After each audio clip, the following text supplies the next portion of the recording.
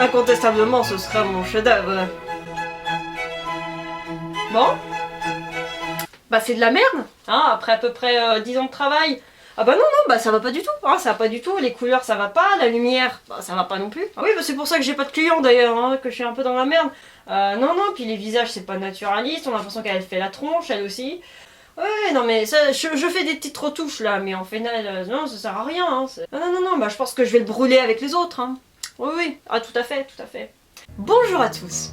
Récemment, une œuvre a été vendue 450 millions de dollars, ce qui fait qu'il s'agit de l'œuvre la plus chère vendue en histoire de l'art.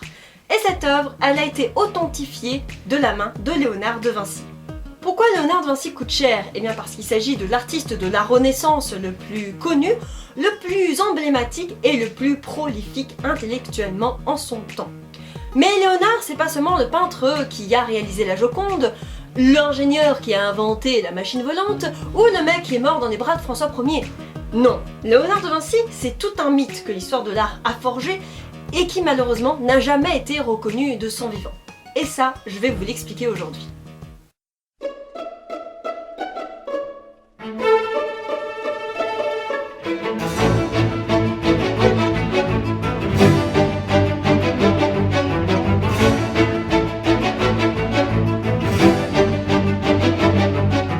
Leonardo di Ser Piero, ou Léonard de Vinci pour les francophones comme moi, est né le 15 avril 1452 en Toscane. Son père est un notaire reconnu, mais sa mère, une paysanne. Ce sont ses grands-parents qui l'ont éduqué et lui ont appris le sens de l'observation, sens dont il se servira toute sa vie dans tous ses travaux, parce que c'est un bâtard. Ah non mais carrément quoi. Non, dans le sens que c'est un enfant illégitime. Il n'a donc pas accès à l'enseignement des humanités et l'observation va donc l'aider à compenser. Il va apprendre en observant autour de lui, notamment la nature. Son père finit par se rendre compte du talent de son fils et il l'emmène à Florence à l'âge de 10 ans, au moment du règne de Laurent de Médicis ou le Magnifique. C'est celui qui a le plus marqué la vie artistique florentine. Il entre donc à l'atelier de Verrocchio, très prisé car atelier officiel des Médicis, donc c'est très cool d'entrer en apprentissage avec lui. Comme Verrocchio est un sculpteur principalement, Léonard va apprendre à fondre le bronze, mais il va aussi apprendre à fabriquer des machines de théâtre. Vous allez alors me demander où est passée la peinture. Eh bien, Léonard va malgré tout participer à sa première œuvre, le baptême du Christ, dans laquelle il peint des anges. Et à partir de là, sa carrière va décoller. Plot twist? Non. Ça ne se passe pas comme ça pour des artistes de la Renaissance. Il va attendre ses 30 ans pour obtenir sa première grande commande florentine. Il s'agit de l'Adoration des mages où il tente déjà des essais de perspective dans l'architecture. Mais il ne terminera jamais cette œuvre car il part à Milan. Il faut savoir que la plupart de ses œuvres sont inachevées car Léonard travaillait très lentement et reprenait souvent ses œuvres par petites touches, ce qui était très compliqué pour un artiste de ce temps-là. Contrairement à ce que l'on pourrait croire, on lui commandait peu d'œuvres et la plupart n'ont jamais été rendues par l'artiste. Maintenant ça fait sa légende, puisqu'encore aujourd'hui on recherche The peinture de Léonard de Vinci, mais pour ce dernier c'était plutôt le signe d'un véritable échec. Oui, le mec était déprimé sans arrêt.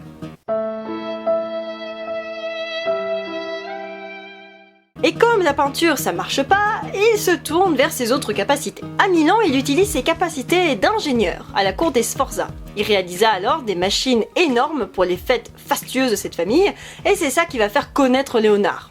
Pour vous dire à quel point il était fortiche, il réalisa un petit chariot qui faisait avancer tout seul des grands automates. Oui, bon, comme ça on dirait juste les petits automates des galeries Lafayette à Noël, mais pour l'époque c'était balèze, car l'électricité n'existait pas. Ne me remerciez pas d'avoir appris quelque chose aujourd'hui. 50 ans et il est toujours à la recherche d'un commanditaire. En 1502, il sert César Borgia qui cherchait activement un ingénieur. Ça tombe bien, Léo en est un. Il lui réalise des dessins de machines de guerre et des cartes. Bon, dommage, Borgia était pas très fréquentable. Bah oui, fils d'un pape et de sa maîtresse, homme puissant et jaloux, voire meurtrier de son frère pour certains. Ouais, mais bizarrement, Léonard l'abandonne 10 mois plus tard, hein, et les raisons sont encore inconnues. Ouh, mystère! Ah, ça, le mystère, il n'y a que ça autour de Léonard de Vinci. La première raison, c'est qu'il voyage un peu partout. Bah oui, Florence, Venise, Milan, la France, il n'a pas d'attache et donc très libre pour l'époque. Et aujourd'hui encore, on le voit même comme un espion, même si aucun historien s'accorde à ce sujet. Mais ceux qui sont pour cette théorie se servent de sa fameuse technique d'écrire à l'envers, ses écrits seulement visibles par un miroir. Ouh, mystère! Ou gaucher. Bah oui, Léonard était gaucher. Alors soit il voulait garder ses écrits top secrets, soit c'est juste parce qu'à l'époque le crayon mapette pour gaucher n'existait pas et Léo, il devait peut-être écrire plus simplement comme ça. Mais ce mystère, cette légende, elle entoure aussi son orientation sexuelle. Eh oui, Léo était homo, comme Donatello, comme Botticelli, comme Michel-Ange. Mais Leonardo avait un plus, il était pédophile. Pardon ? Oui, c'était peut-être un peu violent. Je m'explique. Léonard était à 99,9% certain homosexuel. Il n'y a qu'à observer ses dessins qui représentent beaucoup de corps d'hommes avec parfois de l'obscénité qu'il avait censurée. Non, cette main n'est pas là par hasard. C'est une image qu'une partie de la population connaît seulement car très différente de l'image légendaire de Léonard. Pourtant, il a même été jugé pour sodomie à ses 24 ans. C'est dire. Puis le 22 juillet 1490, à Milan, il rencontre un petit garçon de 10 ans qui incarne la parfaite jeune beauté de l'époque. Il s'appelle Salaï et est surnommé Petit Diable par Léonard car c'est un vrai petit con. Mais c'est son préféré et il va entrer dans l'atelier de Léonard et va devenir son amant. Bon ok, on sait pas quand, donc quand je parle de pédophilie, bon c'est peut-être un peu fort, mais leur relation a été quand même très ambiguë dès le départ, donc difficile d'en juger. Ce qui est sûr, c'est que Salaï restera l'amant officiel de Léonard. Il servira même de modèle pour son Saint Jean-Baptiste. Et aussi pour la Joconde. Mais non, bordel, arrêtez avec ça. On sait que c'est pas lui, c'est documenté. Mais beaucoup de personnes pensent que c'est vrai, car les deux personnages se superposeraient bien. Bref. Ce qui est sûr, c'est qu'il a peint Elisabeth Giocondo. Mais rien nous dit qu'il s'est inspiré des traits parfaits de son amant pour cette femme, pour la rendre plus belle. Je laisse en juger, mais s'il vous plaît, laissez la Joconde être la Joconde. Parenthèse terminée. Revenons à notre ami ingénieur. Il retourne à Florence et il va se consacrer aux machines volantes car il est fasciné par ça. Ce sont les machines les plus connues de De Vinci car correspondant encore à son image légendaire d'homme visionnaire et rêveur, mais il va arrêter ses travaux subitement, peut-être parce qu'un test a foiré. Comme, je ne sais pas moi, un élève qui crève par exemple. 1513, il a 61 ans et il est toujours sans mécène. Cette fois, ce n'est pas Laurent, mais son frère Julien de Médicis qui lui propose de venir à Rome. Mais ça va quand même être de la belle merde, hein. Pas de maison, malaria, isolé dans son atelier, dénoncé pour les dissections de cadavres qu'il réalise. Léonard de Vinci était effectivement passionné d'anatomie, c'est pour ça qu'il a fait plusieurs opérations chirurgicales à des cadavres, dont celui d'une femme enceinte. Et oui, l'observation de la nature passait aussi par là. Et Julien de Médicis meurt en 1516, et comme il est dans le collimateur du pape avec cette histoire de dissection, Léonard va aller en France, invité par François Ier. Et là, tout le contraire de Rome.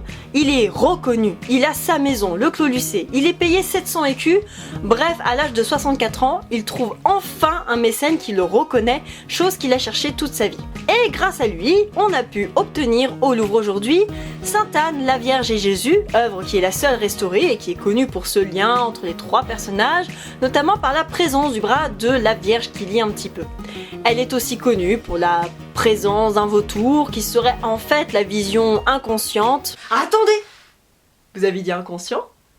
Eh oui, Freud dit que Léonard a exprimé par la peinture un rêve où un oiseau allait dans sa bouche et bizarrement la forme se voit dans les draps de Marie, son bec atteint la bouche de Jésus et donc Jésus est Léonard et en plus il y a deux femmes comme s'il avait deux mères puisque le peintre avait sa mère biologique et sa mère naturelle et en plus Freud lui aussi il avait deux mères. C'est une mauvaise traduction. En fait, ça signifie pas vautour, mais plutôt Milan, un oiseau italien qui n'a rien à voir au niveau de l'apparence. Et je pense aussi que Freud ne connaissait pas la pareidolie.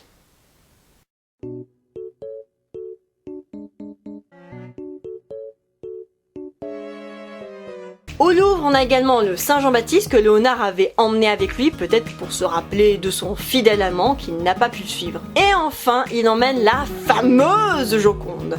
On ne sait pas pourquoi il n'a jamais été donné au commanditaire, soit parce qu'elle ne lui a pas plu, soit parce que le peintre qui ne l'avait jamais terminé ne lui a pas donné, soit parce que la commande a été annulée à cause de la longueur de la réalisation. Dans tous les cas, François Ier l'a acheté. Donc calmez-vous les Italiens, ok ? Pour la petite parenthèse autour de la Joconde et pourquoi elle est si connue, c'est d'abord parce qu'elle est l'aboutissement de l'œuvre de Léonard. Technique du sfumato qui laisse cet aspect très fumé aux figures et le paysage très naturaliste à l'arrière-plan. Son sourire aussi lui donne un aspect très particulier que l'on retrouve chez un Jean-Baptiste d'ailleurs. Mais surtout, elle a été l'objet de batailles entre les Italiens et les Français et qui ont entraîné des dégradations et des vols. C'est l'œuvre emblématique du Louvre, surtout par son histoire exceptionnelle et tout le mystère qui l'entoure. Dans tous les cas, c'est grâce au roi de France que Léonard passa 3 belles années où il mettra de l'ordre dans ses recherches et où il pourra créer sans problème. Le 8 mai 1519, il meurt dans sa chambre. On le dit même mourir dans les bras de François Ier, qu'il appelait Padre, parce que c'est beau. Léonard nous a donc légué énormément de dessins techniques, de machines, d'ingénierie, mais très peu de tableaux vu la longueur de réalisation de chacun d'entre eux. C'est pour cette raison que celui acheté récemment est si cher. Déjà parce que c'est Léonard de Vinci, un personnage dont aujourd'hui encore on a du mal à cerner la personnalité, qui en plus était à la fois artiste et ingénieur, mais aussi parce qu'il est très difficile d'affirmer l'attribution d'un Léonard. Si cette œuvre n'avait pas été attribuée, elle aurait coûté 3 fois rien. D'où la colère des premiers propriétaires. Mais ce qui est super avec Léonard de Vinci, c'est que tout le monde l'aime. Les scientifiques pour toutes ses recherches sur l'eau, les conditions atmosphériques, ses dessins techniques, et les historiens de l'art, bien sûr, par le travail de ses représentations et sa technique unique du sfumato à poser directement sur tableau sans croquis préalable. Grâce à ses peintures, ses croquis, ses écrits, on a pu se rendre compte à quel point un homme peut faire énormément de choses rien qu'en observant ce qu'il a autour de lui, et même s'il n'a fait aucune étude. Donc, avec un petit peu de volonté et de curiosité, on peut faire de grandes choses. Bon, je ne dis pas que vous allez devenir le nouveau Léonard de Vinci, puisqu'il y en a eu un petit peu, pas beaucoup dans l'histoire, mais soyez curieux, ça ne fait jamais de mal.